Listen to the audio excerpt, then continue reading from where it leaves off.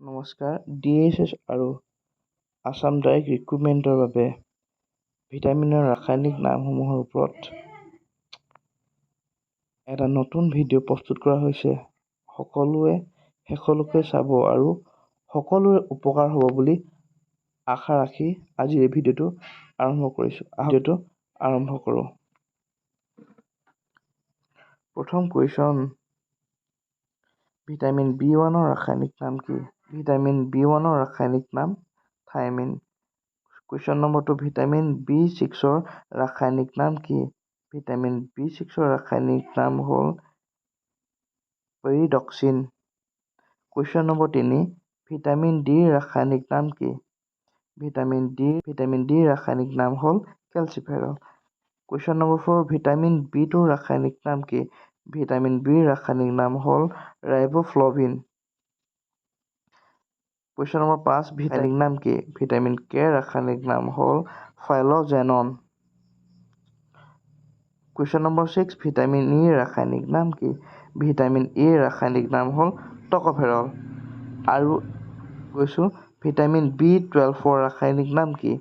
Vitamin পেৰিডক্সিন হ'ল vitamin B6 ৰ ৰাসায়নিক নাম, গতিকে কেলচিফেৰল হ'ব ভিটামিন B12 ৰ ৰাসায়নিক নাম। ভিটামিন C ৰ ৰাসায়নিক নাম কি? ভিটামিন C ৰ ৰাসায়নিক নাম হ'ল এস্কাৰ্বিক এচিড। ভিটামিন A ৰ ৰাসায়নিক নাম কি?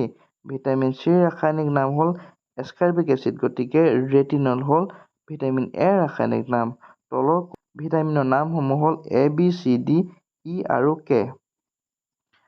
আৰু B ভিটামিনক B কমপ্লেক্স বুলি কোৱা হয় কাৰণ B ভিটামিনত B1, B2, B6 আৰু B12 ত বিভক্ত কৰা হৈছে।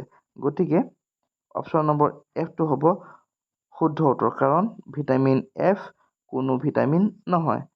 ভিডিঅ'টোৰ ডেছক্ৰিপশ্যনত পুষ্টিহীনতা ৰোগ আৰু ভিটামিনৰ বিষয়ে দিয়া হৈছে। যদি ভিডিঅ'টো চোৱা নাই তেন্তে ডেছক্ৰিপশ্যনলৈ গৈ চাব বুলি আশা কৰিলোঁ। ভিটামিন A ৰ ৰাসায়নিক নাম কি? ভিটামিন A ৰ ৰাসায়নিক নাম হ'ল ৰেটিনল।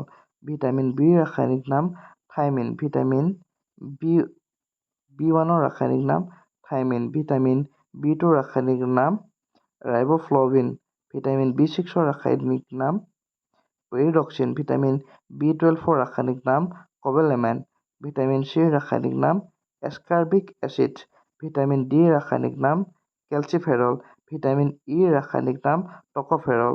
ভিটামিন K ৰ ৰাসায়নিক নাম ফাইল'জেনন। আৰু তলৰ কোনটো ভিটামিন নহয় বুলি আমি ভিডিঅ'টো চাই কেনে পালে কমেণ্ট কৰি জনাবলৈ নাপাহৰিব। ধন্যবাদ।